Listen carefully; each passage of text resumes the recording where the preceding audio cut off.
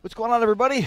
I'm Ari Temkin, and we're broadcasting live at the Parkway Tavern and Grill out here in Plano, Parkway, or rather Parker and the Tollway. So come hang out with us.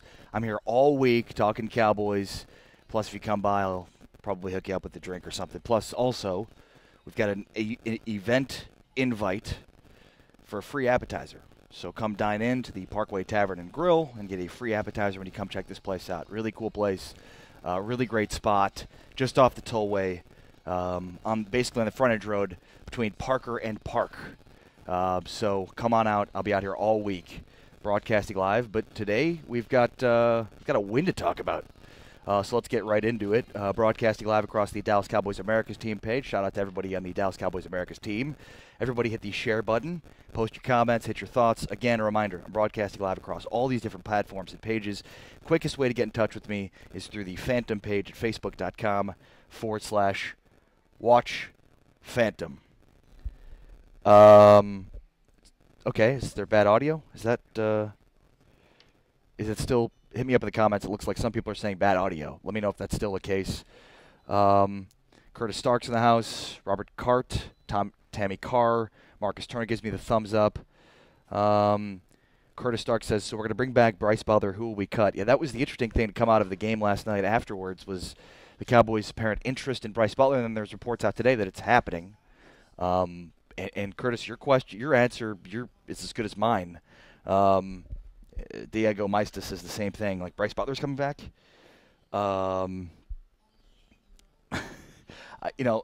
I was talking after the post-game show at AT&T Stadium last night. I was talking to Clarence Hill, Calvin Watkins, myself, and Jesse Holly were all talking. And I think what Clarence Hill was saying is that at least Bryce Butler brings a skill set the Cowboys don't possess. As far as a guy that has speed and size. Right now the Cowboys have a lot of guys with speed, but Austin, Deontay Thompson, these guys are. Austin's 5'10", Deontay Thompson is 6 foot. So these aren't. Bryce Butler's legit 6'3", so he combines both the size and the speed. As far as who they're going to cut, Terrence Williams. Terrence Williams is now 2 straight weeks of having the least amount of snaps he's played in his entire career. He's an afterthought in the Cowboys passing game, and they've already paid him his money, so he's the guy that stands out to me for a guy that they could release in order to pick up Bryce Butler. But let's start with the game in general. We'll look ahead to Bryce Butler in a moment, but and Eric Kashani says, I hear you just fine. Diego Meister, cool. So it sounds like the audio is good. Joe Deasy says better now. I don't know. All right, so everybody hit the share button, and then give me thumbs up if you think the offense is fixed, and give me the heart if you think the offense is still a work in progress. So obviously all of last week, we kept talking about the offense, how bad it looked. So after week 2, where the Cowboys put up 20 points, had some impressive drives, what's your thought on the offense is fixed? Give me the thumbs up or the heart emoji to tell me if you think it's still a work in progress. I'll get to your comments and your thoughts on this here in a moment. Wanda Stanley says, Cowboys from Texas, I still love my Giants. Interesting. Wanda, I hate to tell you this, but you're watching this stream on the Dallas Cowboys America's team page. Just a thought there. My father-in-law's watching this. What's going on? Jace Griffin says Dallas Cowboys for life. Deacon Sam Ringwood says, no, Gordon, we don't need any more bad people. Talking about Josh Gordon.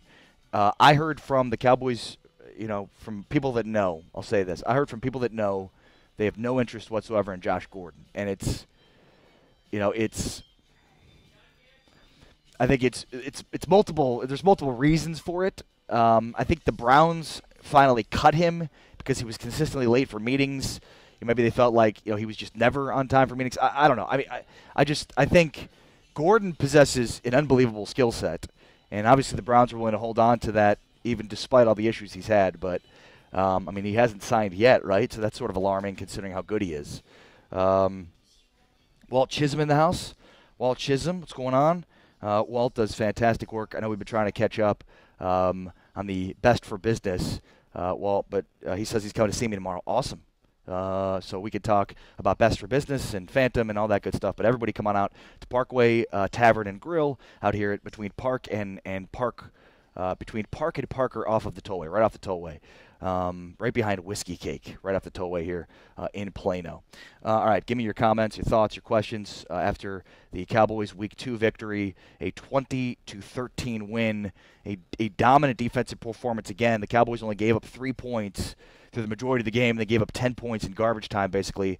The touchdown to Evan Ingram on a blown coverage, where the Cowboys had basically already put the game away, and then the other one was the field goal after the horrible onside kick attempt by Blake Jarwin, who just, for some reason, Blake Jarwin's on the hands team, even though it's funny. I mean, they've got Blake Jarwin and Jeff Swabe going out for passes. Now they're on the hands team, and they clearly have no hands whatsoever. Eric Kashani says, we don't care about weed. If we did, 3 of our players wouldn't be here. You probably could actually say more than that. But that's, I mean, I think with Josh Gordon, it's more than just that. I think there's, it's hard to if you've got a guy that's consistently not showing up for meetings or showing up late and there's just no way to get him, I just think it's tough to foster an environment of team and togetherness and cohesion and chemistry. Like, that is completely antithetical to that. And that's, the Cowboys are building something with their chemistry and their team. I mean, just look at the way that everybody defended Dak after the game. Dak at the podium last night basically said, hey, I knew when I said challenge accepted, I wasn't just referring to myself, I was referring to the entire offense as a whole. But, I mean, even DeMarcus Lawrence and all of the defense, I mean, you just look at everybody, the way that they kind of came out swinging, saying that they played with that swagger because of the crap talking from Landon Collins. I mean, that's the beginning of a team that likes each other, that's fighting for one another. We talked about this in the postgame show last night with myself and Jesse Holly on 105 Through the Fan. And, I mean, it's playing for the guy next to you. I mean, these kinds of things matter. I think a lot of times we sort of overlook, team chemistry and camaraderie and the importance of cohesiveness. But these are really, really important components for success in sports. I quoted this last night on the show. I quote it all the time. The premise of the Book of Basketball by Bill Simmons, it was Isaiah Thomas telling him that the secret to basketball has nothing to do with basketball. It's about everything else. And what he meant by that was the plane rides, the dinners, the meetings. It's, the games are just a part of it. But everything else that goes with being on a team, that's what makes success happen. And Isaiah Thomas was obviously referring to basketball, but it's true in all professional sports that the amount of time that these guys spend with one another, if they don't want to be around each other, if they're not fighting for the same goal, if people have selfish interests in mind, it's going to take away from the general team ethos as a whole. G. Garcia says, I think we should have a sit down with him and see if he really wants to play, give him a shot. You're talking about Josh Gordon. Look, I don't disagree with that. I'm just going to tell you that it's not going to happen. The Cowboys are not going to bring in Josh Gordon. That's just not going to happen. Now, I agree with you. He's so talented and he fulfills a need for the Cowboys, but it's not going. We could sit here and talk about why it should happen, but it's not going to happen. And that again is, from people that are pretty close to the Cowboys organization. And I mean, you'll probably hear the same from other reporters, other people in Dallas media. It's the same thing. I mean, it's just not going to happen. Sean Moore says Blake Jarwin is horrible. Yeah. I mean, they have 2 blocking tight ends, which is, and this is why, I don't necessarily, I think I was expecting most people to give the heart emoji. It's a work in progress. Then I would the thumbs up. The offense is fixed. But I also don't think it's like there were some very exciting things that we saw within that game that should give us a lot of hope for the future. I mean, after week 1, what were we talking about? Where's the creativity? We heard all off season about the offense and offensive play calling becoming more creative. What happened to that creativity? We didn't see it in week 1. In week 2, we saw it. We saw at times there was a lull in it. Don't get me wrong, and the pace the pace picked up and then it slowed down and then but they got Rico Gathers involved. He was on the active roster and they targeted him twice. Dak missed him wide open in the end zone, but we saw him as a red zone threat. Like, they don't have a tight end that is a red zone threat. Now they do. They didn't with Jarwin or Swain, but now they do with Rico Gathers. So I mean that's a huge positive, obviously. Getting Tavon Austin involved. 3 touches for Tavon Austin for 94 yards and a touchdown. I know a lot of people on the postgame show last night were reacting, through the text line and calling in and saying they got to have him more touches. Look, maybe he needs 5 or 6 touches, but the ability to use him as a decoy, once he starts to get going and down the field, I just don't think this is a guy that's going to give, 3 touches and 94 yards. I don't know how much, you get 5, 6 touches. It's not like he's going to rattle off 18, 20 yards every time. And if you give him 3 for 94, obviously the defense now has to account for him. So, you can still use him as a decoy. I love the way they use Tavon Austin. And then obviously a lot of this starts, guys, with up front. Last week the Cowboys felt like they were going to consistently be dealing with pressure up front. They did. Dak was sacked 6 times week 1. He just did not have much pressure from that Giants defensive line. The offensive line held strong. And because of that, the game starts off fast. They convert the first play from scrimmage. They convert a first down to Allen Hurns on a quick slant, and then the next play or a couple of plays later, now all of a sudden Tavon Austin runs a straight 9 route, gets behind the defense, and has a 64-yard touchdown.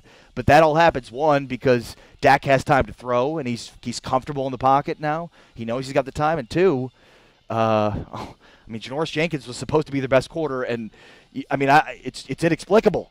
If you're the defensive coordinator of the Giants, I don't understand how you allow Tavon Austin to just beat you with the straight 9 route. Like that's literally the only thing you have to guard him against if you're a corner. So it was obviously a fortuitous situation for the Dallas Cowboys because Tavon Austin, that straight 9 route, the fly pattern was, he ran straight. Janoris Jenkins for some reason couldn't run with him, and Dak hit on it. Now Dak wasn't. He wasn't accurate all day. He missed some throws. But, look, bottom line, his stats aren't going to look that much better than week 1, but he was significantly better. He hit on the deep ball. He had 45 yards rushing. It was the most rushing yards he's had in a game. I thought those 45 yards were very important. This was a vast – the statistics, it's funny because he had 170 pass yards in week 1, only 160 in week 2. And so you might look at that and be like, see, he's still not good. But I just think – there are other pieces to this that you're missing the boat if you're looking strictly at the stats that should, very much become glaring positives from this football game. Ian Goldberg in the house. What's going on, Ian Goldberg? He says, what up, Ari? Big bounce-back game. We needed, as we discussed on My Cowboys Family last week. We needed Dak, and I can't see more. But, yeah. Look, again, was Dak Aaron Rodgers? No. But I think the stats probably give you a not as good of an indication of how effective he was. The deep ball was there, the running game was there. At times they hit a lull offensively, and you look up at halftime and they only had 10 points, and you're thinking they should have more points than 10. But it's a win. The offense is a work in progress, and we started to see in week 2 some of the creativity and things we talked about that we didn't see that were lacking in week 1. Sean Moore says Dak played better but missed some wide open passes. Was very lucky he didn't get those 2 passes intercepted.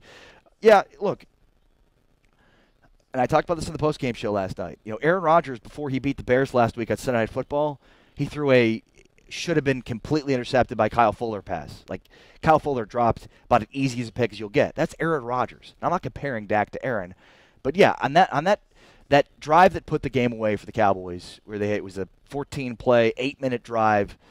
That spanned the end of the third and into the fourth quarter that they capped off with that touchdown run by Zeke. Dak, a couple of times, should have been picked off, but wasn't.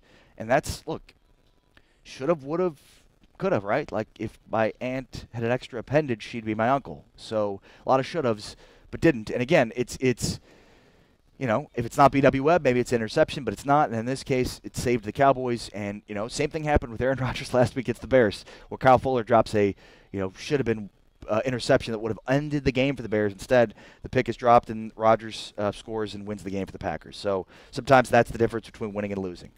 And again, I'm not comparing Aaron Rodgers to Dak Prescott. I'm simply saying sometimes those are the things that dictate the outcomes of games. Zach Rosenberg says, leave my mom out of this. It's one of my favorite sayings for should have. If my aunt had an extra appendage, she'd be my uncle. It's one of my favorite sayings. All right. Ian Goldberg says stats don't mean as much as wins.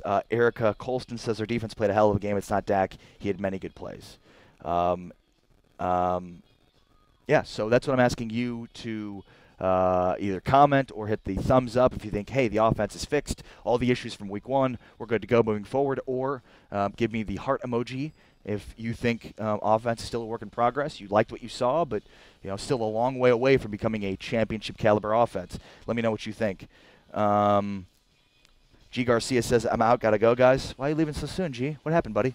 All right, on the Dallas Cowboys America's team page, shout out to Michael Hood, Bells Jingling. It's a great name, Bells Jingling. Philip Nigel. Curtis Stark says, we did good on offense, but I think we can be better. Bob Yeaman had to give me the laughing emoji. I believe you're laughing from the if my aunt had an extra penance, she'd be my uncle comment, but hopefully you're not laughing at me. But you could very well be, and that's okay. Let's see here. Offense was outstanding from Bells Jingling. Interesting. Okay. Hopefully then you hit the thumbs up button. Brent Henderson gives me the heart emoji, meaning it's just a work in progress. And I think, again, ultimately, I think the offense is a work in progress, but we saw some really positive steps forward. And, it's an evolution. Kansas City right now is celebrating like they've got the best offense in the history of the world. And, Patrick Mahomes is on fire, but, you don't want to be playing that way in September. Patrick Mahomes is not going to end the season with 85 touchdowns and 0 picks. So, it's a long season. A lot of things happen. Teams take on different personalities. It's a marathon, not a sprint. So I think where they are right now, it's not where they want to be. But, if we continue to see improvements week after week after week, then this thing could really become – and the Cowboys could really be at a level that nobody expected them to be at, truthfully, because their defense is so good. The Cowboys' defense is really, really good, guys. And it's 2 weeks now of the regular season. We saw it all through training camp. We saw it all through the preseason. They get after you. And one of the things I talked about, which is, when you have a good pass rush, a lot of times teams can neutralize that with the ground game. Carolina did that in week 1. Cowboys gave up 5 yards per carry in week 1 on the ground. But, this week, Cowboys were absolutely dominant, sacking Eli Manning 6 times and holding Saquon Barkley in check on the ground. He only had 28 yards and 11 carries on the ground. And overall, the Giants had 17 carries for 35 yards. That is a winning combination. You sack quarterback 6 times and then only give up 35 yards on the ground. That's spectacular defense from this Cowboys team. Diego Maestas says, hats off to Chris Richard. Secondary looks elite. Keith Stone in the house on the Dallas Cowboys America's team page. Fred Foster says, we need Josh Gordon and Dez back. It's not going to happen, Fred. Sorry. Keith Stone says, felt like this offense went static in the fourth quarter. I want to see the Cowboys do what the Jags did the Patriots. It feels like the offense kind of went stagnant in the second and third quarters. The offense looked really good in the first quarter. They scored 10 points like that. First 2 possessions, and then really went stagnant after that until the fourth quarter when that long drive which put the Giants away. And that's, maybe at some point we will see an elite high-powered offense, and certainly that was something I talked about the entire offseason, is how good this offense can be, because we've seen this offense be really good with Zeke Elliott and this offensive line. But, I think what we saw last night is a recipe for the Cowboys to be pretty successful throughout the season, which is a defense and running game. And, when you can, score 13 points and then basically put a team away with a 8-minute drive, with a heavy dosage of Zeke, that's what the Cowboys want to do. And that's, that is what makes the Cowboys so tough to beat, week after week after week, is this defense and then their ability to basically take 8 minutes off the clock and score a touchdown to put the game completely away. And especially, you go up 20-3 at that point, or whatever it was, 20-3 at that point, I think. With the way the Giants' offense have been playing against the Cowboys' defense, you're putting that game away. It's now 29 total points the Cowboys' defense has given up in 2 weeks. 29, 14.5 points a game, and that's very, very good. Mark Rawson says defense, in opinion, is, quote, elite, end quote. Agreed. Neil Favre, Gregory Woods, and Irving were out. Cannot wait till we get them back. Super scary. Antoine Woods was not out. Woods had a sack in this game. Played well. But, yes, Randy Gregory was out. So was David Irving. And, yeah, the potential of this pass rush when those guys come back, Especially now Irving suspended for 4 weeks. Didn't play at all in training camp, so it'll be interesting to see how long it takes him to come back. But, they've got Taco Charlton starting to play well, had a sack last night, also caused some of the other sacks the Cowboys had with his pressure. And the other thing is, and I know Chris Richard's getting a lot of love at the comments right now, but, it certainly seems like he's the defensive coordinator. They are so much more aggressive along the defensive side than we've ever seen this Cowboys team as long as Rob Marinelli's been there. They're bringing pressure. They're bringing linebackers a lot. They are adding more guys to the mix. We saw Sean Lee, Jalen Smith, Joe. We saw all their linebackers at one time or another get in on the action blitzing, which just causes all kinds of problems. And look, maybe they'll play a quarterback in a couple of weeks that can take advantage of him. But Eli Manning looked horrible, and when they brought pressure, Manning was bad, and that was a game plan obviously going in, and it obviously benefited from them because another game where they held Odell Beckham in check. I think he only had 4 receptions for like 50-some-odd yards. Also won me my fantasy football game because the guy I was going up against had only Odell Beckham going, and I was up like 14 points. So a standard Odell Beckham game would have won it for him, but Cowboys held him in check. Diego Maestas echoes the sentiment about David Irving and Randy Gregory getting back healthy. Xavier Woods. Yeah, no, good point. You're right. Xavier Woods. I was thinking about Antoine Woods because you said Woods, and I was thinking about the defensive line. But, yeah, Xavier Woods. What's interesting, though, is that Frazier's been played well. Now, Kayvon Frazier missed a couple of tackles early, which were costly. Like, he missed a tackle in the first half that led to he makes the tackle, they get off the field on third down, but he missed it, and they don't. But then he came back with that huge sack. So, Frazier's played well. Again, he missed a couple of tackles, but, obviously having Xavier Woods, more of a true free safety back, will help. But, I loved what they've had so far from their safeties. Wayne Markley says, hey, brother. Hey, Wayne, how are you? Curtis Stark says, no turnovers on offense. Outstanding. Yeah. And that's the recipe, right? Run the ball effectively, play good defense, and the rest will take care of itself. And that's, that's the type of style that travels. You know what I mean? Like, week after week after week, you can count on your running game, you can count on your defense. And by the way, it's not like the running game was dominant. They had 78 total yards from Zeke and 45 total yards from Dak. But it was enough of a ground game to be effective enough to continue drives on third downs, to keep the defense honest, and allow Dak a clean pocket with time to throw. Zach Rosenberg asks, am I upset that Garrett is still employed? Well, a part of me, but at the same time, look, I want to see a competitive team. I expected them to be, I predicted they'd be a playoff team this year. So, no, if I've said it all year, if the Cowboys don't make the playoffs, Garrett's gone. So I'd like to see them make the playoffs. I'd like to see them be competitive all year. So, I'm not like the others who last week said they don't really care what happens the rest of the year. They just want to see Garrett gone. I'm certainly fatigued by the way that he goes about handling questions and just how he is as general coach. But I think, this team has too much talent to be that bad, especially with what they have on defense. 29 points in 2 weeks, and last week a very high-powered Carolina offense, and that's impressive defense. Ian Goldberg says, Garrett and Linehan need to continue this path of evolution. We will talk at the end of the season. Yeah, agreed. Look, what we've seen through 2 weeks on offense is the most inspiring thing ever, but what we saw in week 2 was better than week 1. What we hope to see in week 3 against Seattle will be better than what we saw in week 2. What we hope to see in week 4 against Detroit is hopefully better than what we saw in week 3. So, if they continue to evolve on offense and get better and improve, then with what this defense is, this team has a chance to be really, really good.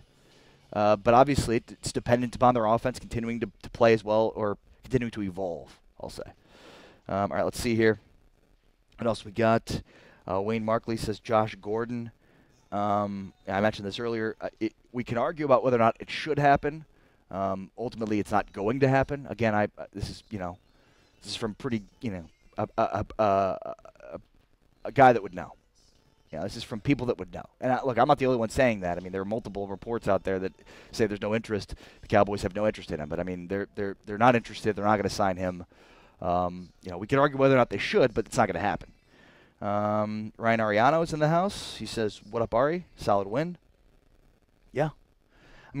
here's what you did, and I said all last week that it was 8%.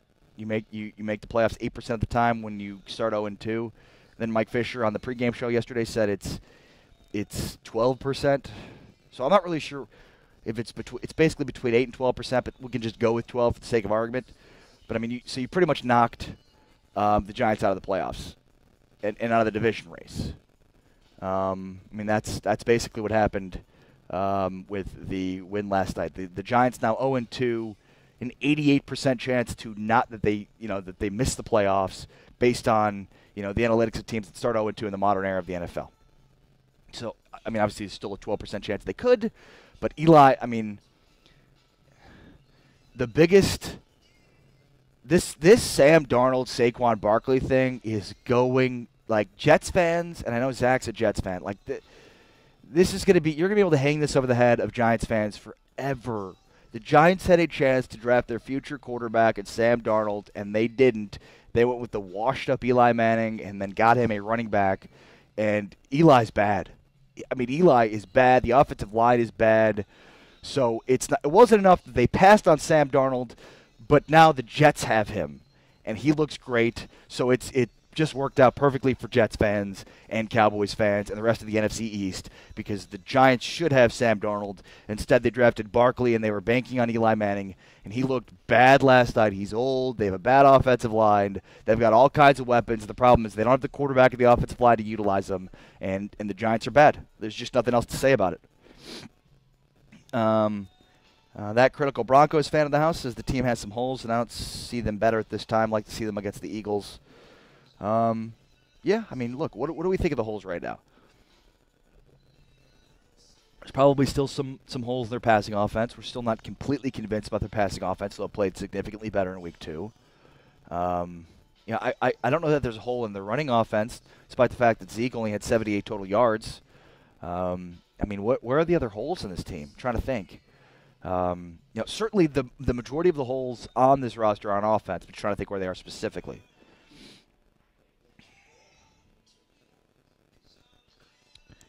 A sophomore quarterback is the future? Question mark. Not. What do you mean? All right, let's see here. What else we got? Vicky Lightfoot comments on the Dallas Cowboys America's team page. Both offensive and defensive units need to get elite. Not there yet. Need more killer instinct. I mean, I would say the defense, it looks elite. Offense, no. But the defense, yes. The defense looks elite. I mean, they basically held the Giants to 3 points and held Saquon Barkley pretty much in check and Odell Beckham. I mean, that's, like, what else do you want? Quite honestly. Let's see if I can sit down here. How does this look? Oh, it's pretty good. All right, nice. I thought I was going to stand up this whole time, but it looks like it works pretty well sitting. All right. Sean Shake in the house. What's up, Ari? It felt good to see Dak throw the ball downfield and prove everybody wrong that he can. By the way, Sean Shake and Josh from the Sports Fury, those guys are killing it. They had an awesome watch party last night at Henry's Tavern in Plano. So we've got Plano on lockdown right now. Parkway Tavern all this week in Plano. Henry's on Sunday for Cowboys and Seahawks. But if you missed it, it was a big party last night during the game for the Sports Fury on Phantom at Henry's Tavern in Plano. So, Sean, you guys did awesome work last night. If you missed them, make sure to check them out and stream with them either on YouTube or on Facebook. But, yeah, I mean, look, he didn't throw deep a lot, but he did complete the 64-yard touchdown pass to Tavon Austin. He had him wide open, and he got him. And when we talk about, well, he's got accuracy issues, well, he didn't on that throw. And, he did with Rico. He had Rico Gathers wide open the edge zone. How do you miss a 6'7" guy? I don't know. But, look, teams are going to consistently force him to make plays down the field. And at least, this past week, he made one, he converted it, and it was enough to win the game. It was a huge, huge boost, obviously, early on in that football game as they were looking for offense. Ian Goldberg said defense looks to be at least top 5. Yeah. I mean, through 2 weeks, you look at points given up, red zone defense. They've been impressive. I mean, 14.5 points given up in 2 weeks. Not a lot of yards, at least on the ground in week 2. They gave up a decent amount of yards in week 1, at least on a yards per carry average. But, yeah, I mean, people consistently asked me on these streams throughout the entire offseason, can this defense be top 5? And I was like, I don't know. I don't know about that. But, I'm starting to think so. John Dyer says red zone offense needs work. Agreed. But that's sort of the Jason Garrett MO, if you will. And I think on that, that's where I look for Rico to have, tremendous impact. John, you know how important tight ends are in the red zone. Obviously, we've talked about this ad nauseum.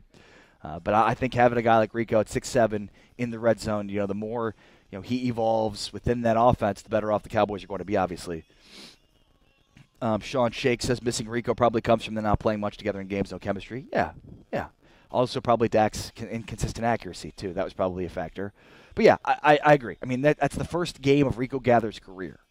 It's hard to believe considering he's been this roster he's been the practice squad for 2 years. But, I mean, he's been around for 3 years, so it's hard to believe that yesterday was his first game, but it was. All right, let's see here. Joe Deasy in the house says one home run throw, a drop by Gallup, and a missed target by Rico. That's a great point, by the way. Gallup missed a really good throw by Dak down the field. I mean, Dak put it exactly where he needed to, and Gallup dropped it. I mean, it was right in the breadbasket, and Gallup wasn't able to hold on. Let's see here. Tim Ariano on the Dallas Cowboys America's team page says Dak just isn't a great quarterback. 169 yards, and people think it's good. Actually, Tim, he had 160 yards yesterday. But I'll point out that if you're just looking strictly at the statistics, you're probably missing a lot. I mean, is Dak Prescott Aaron Rodgers? No. But he had 45 rushing yards, which was huge if you watch the game. I mean, they converted third downs. They consistently stayed ahead of the chains. It was just a huge 45 yards he had on the ground.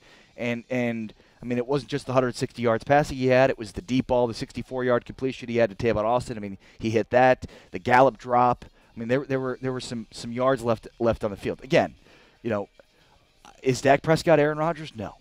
But I think what I saw in week 2 certainly should make you more confident as a Cowboys fan moving forward for this offense, specifically the quarterback.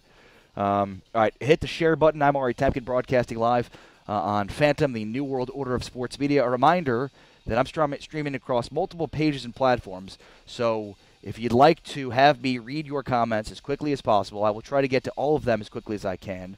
But the quickest way to have your comments read is by streaming this on the Watch Phantom Facebook page. Go to facebook.com/Watch Phantom. We're broadcasting live at the Parkway Tavern between Park and Parker off the Dallas North Tollway. So, again, just right off the tollway on the frontage road, basically, take the Parker exit and U-turn if you're coming from south to north. Take the Parker exit, U-turn, and it's on the right there. If you're coming south on the Dallas North Tollway, then you just get right off at Parker, go straight to the light, and it'll be on your right. Turn in where you see Whiskey Cake. So come and hang out. If you mention Phantom when you're here, you will get a free appetizer when you dine in. Up to a $10 value. So come hang out with me. Let's talk Cowboys football. Also, by the way, I'm going to be doing Showtime all this week, live from Parkway Tavern in Plano. But also, I'm going to be doing some trivia, some Cowboys trivia Thursday and Friday nights out here. So I know some people hit me up and were like, hey, I work during the day. I won't be able to make it out there. No worries. 8 o'clock Thursday night, 8 o'clock Friday night, we'll be doing some Cowboys trivia live on Phantom. So come hang out if you're one of those that works during the day and wants to get out here. Let's see here. All right, on the Dallas Cowboys Really Real fan page, broadcasting live. Let's see if we got any comments over there. Nope, nothing doing over there.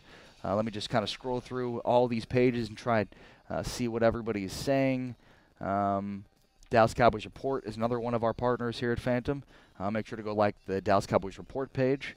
Let's see. What do we got? I don't think that's the right page. Sorry. Everybody hit the share button while I do this. That would be very helpful. I'd very much like that if you could. That'd be awesome. All right, let me check out YouTube real quickly here. I know I'm broadcasting across the Law Nation YouTube page, also on Watch Phantom on YouTube. Law Nation, one of our partners here at Phantom. Check out Law Nation doing fantastic work on Law Nation on YouTube and Law Nation on Facebook. So let's see here. Maybe we're not broadcasting live on Law Nation's YouTube page. I thought we were, but I guess not. All right, well, there you go. All good. All right, let's see. How about Law Nation's Facebook page? Check that out. What's going on over there? Shout out to Law Nation. Again, Lawrence Thomas doing fantastic work. Um,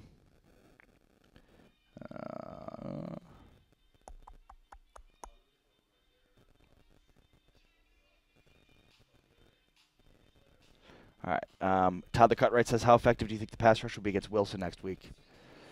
Well, I mean, how did the – well, how about that critical Broncos fan? He's, obviously the Seahawks will play tonight. So first and foremost, it'll be a short week for Seattle. They play Monday night, and they're in Chicago. They have to travel back to Seattle. So short week for them. But I guess my question to that critical Broncos fan, since Seahawks play the Broncos in Week 1, is what their offensive line's been bad. Did it stay bad? Russell Wilson's obviously been a quarterback hard to sack throughout the course of his career because of how mobile he is and how athletic he is. So I think it's even though Seattle has had a bad offensive line. Russell Wilson's certainly the right quarterback to sort of neutralize that with his ability to get outside the pocket and get up on the move. So I don't think they'll have 6 sacks on Russell Wilson, but if they force him out of his comfort zone, they flush him out. They force him to do things he's uncomfortable with. That's in some cases as good as a sack. All right, on the Law Nation Facebook page, Samuel Johnson says hello. Vincent Bobo in the house. Joe Tranchina in the house. Samuel Johnson says Gallup got ran out of bounds. Even if he caught it, the catch would have been counted. Yeah. So maybe it was a little bit on Dak. I don't know. Maybe Dak let him a little bit out of bounds. I'm not sure. I'm not sure if it's Gallup. You could look at that and say Gallup didn't run the route properly, and so he kind of ended up out of bounds, or if he kind of undercuts the route a little bit. Who knows? But I think again, we've seen inconsistency from Dak Prescott with accuracy throughout the course of his career so far, but he's had some success even despite that. That was the MO of him coming out of college. He had a 13-3 season. I think what we saw from him last night, more of the zone read, more of a rushing attack from Zeke or from Dak, that is, that's effective. Let's see here.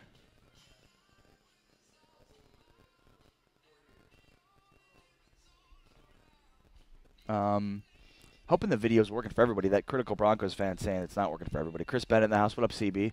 Everybody tell CB congratulations. He's very excited, I bet, about the Texas win over USC this weekend. Johnny Kaz says all those missed tackles by the safeties. Imagine if we had Earl, still wouldn't give more than a 2. Agreed in every way there with you. And now it might even be a 3 with where this defense is. Maybe it's a 3 now if the Seahawks are like, hey, you still interested in Earl? Yeah, how about a 3? We got a 3 for you. Is that going to suffice? All right, back at the Dallas Cowboys America's team page. Again, a reminder, give me the thumbs up if you think, hey, the offense is fixed. All the issues we talked about last week, the offense is fixed. Give me the thumbs up emoji, or give me the heart emoji if you think, look, offense looked better, but still a work in progress. Tell me what you think. Also post your comments, hit the share button. It's an interactive show, so it depends. This show depends on your interaction, your back and forth. Try to make this a two-way street of communication. That's what I love about doing this show. So post your comments, hit the share button. I'll get to them as quickly as I can. Rodrigo Lopez says, you think if they get Bryce Butler and start Williams, the offense will run better plays? Rodrigo, I think they're going to get Bryce Butler, and I think they're going to release Terrence Williams to do so. So I'm trying to see the rest of your comment. Not able to see it, but I don't have the exact snap count in front of me, but I know that the last 2 weeks, Terrence Williams has been on the field the least amount of snaps in his entire career. So Terrence Williams is out of favor. If they are bringing in Bryce Butler, which that apparently seems to be the case, the only guy to me that makes sense that's on their current roster to release at the wide receiver position would be Terrence Williams. I mean, Deontay Thompson seems to be Dak's favorite target so far. We know Cole Beasley is going to be on this team. We know Tavon Austin's going to be on this team. We know Michael Gallup's going to be on this team. So now it comes down to, what Terrence Williams and who's the other guy I'm not thinking of right now. Alan Hearns. So, who are they releasing? Maybe Alan Hearns? But, if it's anybody, it's Terrence Williams, just based on, how little we've seen him out there. Keith Stone says, I think Dak needs to get an older quarterback to mentor him. Lots of quarterbacks do that. Sure. I don't know. I think at this point it's just not going to happen. The Cowboys roster, for the most part, that's going to be constructed. It's not like they're going to bring in a veteran quarterback and release Cooper Rush. Joe Deasy says T. Will is underutilized. True. Let's see here. Yeah, I mean, and we'll see. You know, watch if you want to do some advanced scouting for the Cowboys. Watch the Seahawks and Cowboys or Seahawks and Bears tonight, because and John Mizak pointed this out. But I mean, Bears have a pretty good front seven too. So Cowboys and Bears are similar in that regard, where if the Bears can get some pressure with their front seven, then you like the Cowboys' chances to do the same thing. And I think the Cowboys and Bears are awfully similar in a lot of ways. Really good running game, good defense. Question marks at quarterback. Bears probably have a better group of receivers. With Allen Robinson and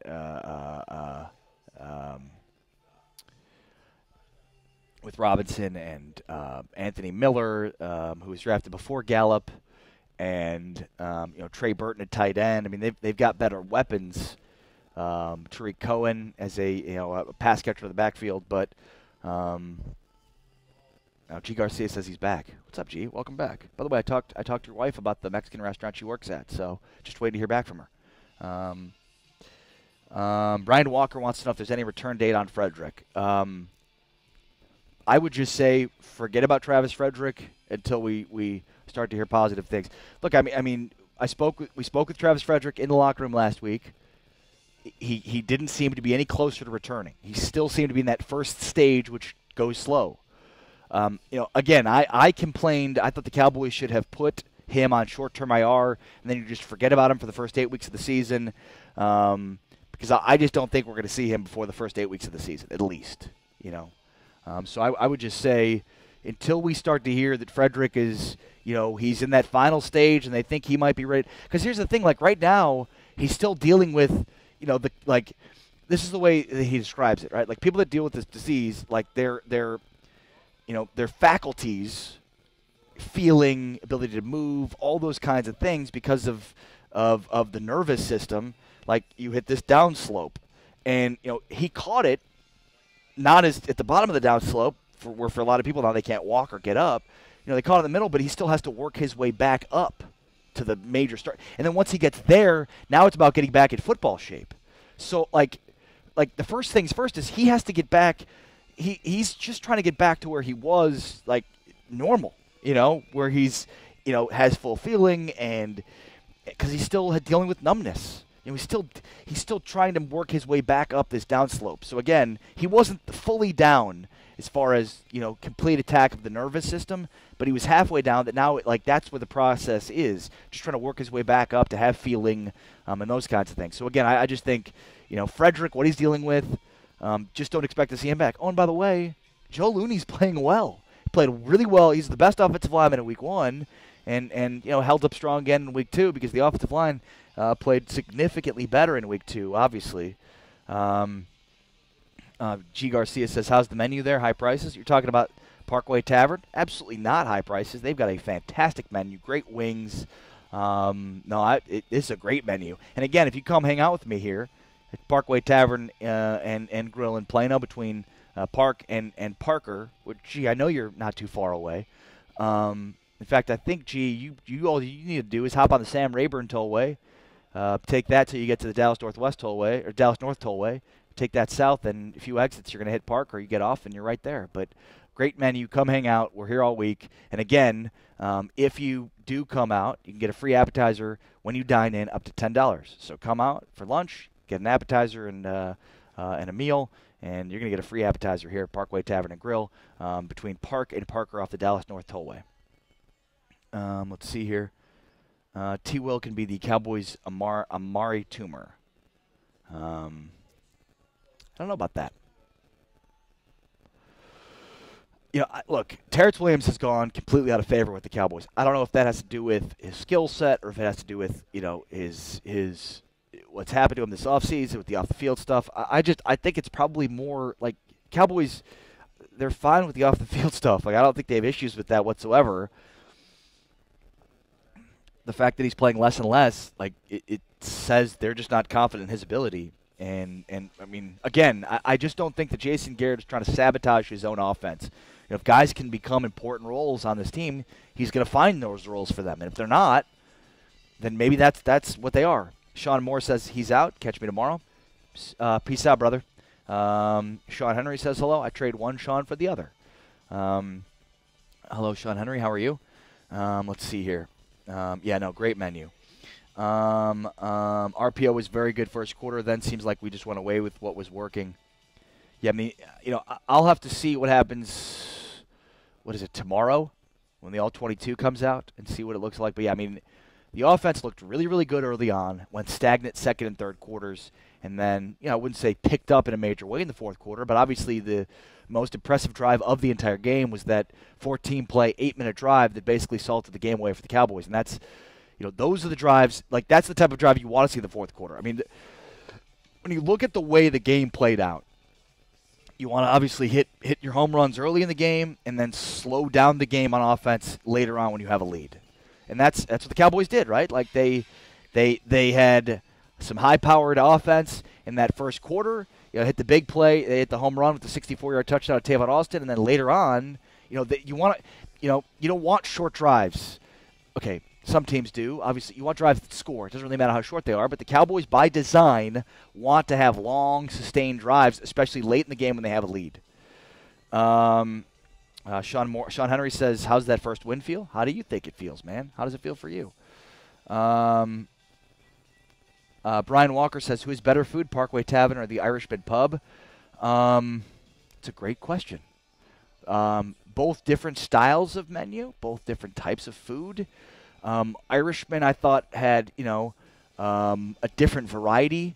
Parkway Tavern has what you'd expect, from a bar, as far as, wings and burgers. Like, that's what you get here, as opposed to the Irishman that has, had that Prego roll that was really good and some sort of interesting, not necessarily, stereotypical bar fare, if you will. But, Brian, why don't you come on out if you live in the area? I hope you do, and say hello and try out the food. And Curtis Stark says Looney's been doing a great job in the absence of Travis Frederick. By the way, if I deviate, somebody keep me on task here. I keep kind of going over here and then I'm being blocked out, so somebody try to keep me on task here. G. Garcia says, does the tavern take EBT?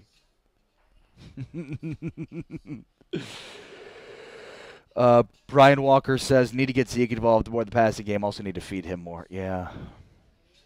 That is the truth, my friend.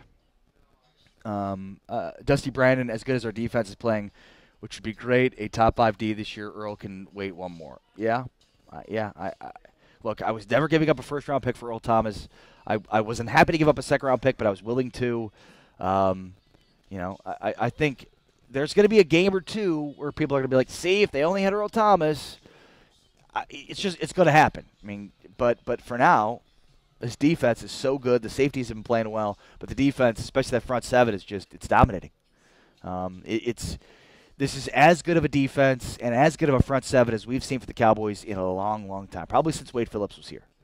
When you think of where the offense can potentially go with what they have with Zeke, this team could be really, really good. Win a lot of football games. All right, let's see.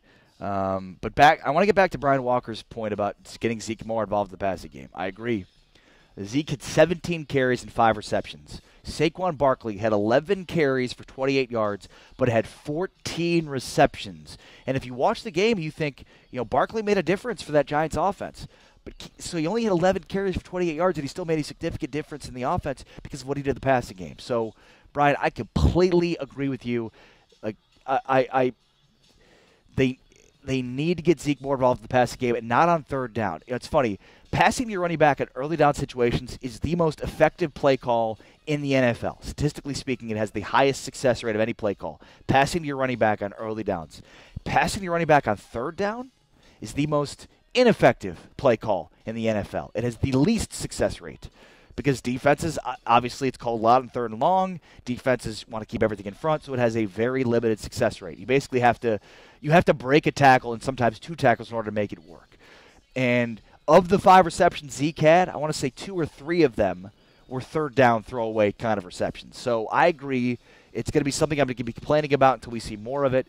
Get Zeke the ball in space through the air on early down situations more often.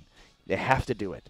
It's a better way to get Zeke more touches. And again, when you're running the ball, you have to break through the line of scrimmage where your feet can get tangled up. The potential for lower extremity injuries are there. Plus, now you're talking about the linebacking core, which these guys are more aggressive. I mean, it's the wear and tear that you sustain running the ball versus catching a pass from a running back are not equal. 1 yard catching the ball, 1 yard running the ball are not equal from a production standpoint when it comes to wear and tear. So you'd like to see some of that production from Zeke, passed off, pardon the pun, onto the passing side, onto the reception side. G. Garcia says Dak had more rushing yards than Barkley. Yeah, 45 rushing yards for Dak Prescott, which for me it was hard to believe that that's the most he's ever had in a game. I was shocked by that. All right, on the Dallas Cowboys America's team page, Neil Falver says re-sign Tank, get ET in free agency next offseason. Ryan Walker says secondary shutdown OBJ. He says we can't wait on Earl Thomas. Do you mean can, based on the secondary, how well it's playing? JP Trimmer says I like how Dak threw downfield early in the game, stretch that D. Agreed. Now again, you sort of felt like at halftime they should be up by more than 10. They should have had more than 10 points. That's at least the way that I felt. But I mean, they're going to be counting on this defense a lot. Bottom line, they're going to be counting on this defense a lot. And it certainly has played well and been up to the task through 2 weeks. I mean, you hold a high-powered offense like Carolina to just 16 points. I mean, you've got to have enough on offense to win a game where you hold a team to 16 points. Diego Meistes says A. Woods was awesome last night. Yeah, that defensive line, the hot boys, if you will, that's a good defensive line. Edward Webb III says bottom line is we need a new offensive staff. That's coming out on the Jobu Sports Report. Shout out to Jobu. Ray Pierce says how is Sean Lee's hamstring? It's fine. I don't think on the postgame show Mickey Spagnuolo sort of gave us an update. I don't think they lost anybody with major concern. Sean Lee actually came back into the game, if you know. So he wasn't out there on that first onside kick, but he was damn sure as hell on there for the second one because he was pissed off because he felt like if he was on there for the first one, they wouldn't have got the first one. But yeah, he came back on the field for that second onside kick, so that obviously is good news for his hamstring. John Mizak says, Ari, are my comments coming up on your video? They are. But they're coming up as John Mizak and not as that critical Broncos fan. What else we got? All right. I guess that should pretty much do it, right? Unless anybody has some final thoughts. Again, make plans to be out here at some point with me this week. Parkway Tavern and Grill for 12 to 1 every day this week, plus Thursday and Friday. I know some people are like, hey, I can't make it out. I'm at work. It's hard to get out for lunch. Cool. All good. Thursday and Friday, I'll be out here from 8 to 9, and I'll be streaming. But also, if you can't make it out at lunch, then no excuses for why you can't make it out at 8 o'clock. So if you work at night, come out during lunch. If you work during lunch, come out at night. 8 o'clock Thursday and Friday night, I'm going to be out here. Parkway Tavern and Grill in Plano. Again, 8 to 9. We'll be doing some Cowboys talk plus some Cowboys trivia, and hopefully we'll have some prizes as well for those of you that answer some Cowboys trivia both on site and online. All right. G. Garcia says, hashtag Ariolas. Damn right. Thank you to all the Ariolas who stream this. Sounds so weird. Thank you to all you Ariolas who stream this thing every single day. That's Diego Meistes, Ray Pierce, John Mizak, G. Garcia, Eric Kushaney, Sean Henry, Sean Moore, Joe Deasy, Eric Kushaney, Joe Tranchina, Curtis Starks. Love you guys. You guys make this thing what it is every single day. Appreciate you guys. And for those of you that are watching this for the first time, thank you for being a part of this stream. Hope you join our stream every single day right here at 12 noon, showtime on Phantom, the new world order of sports media. Stay tuned.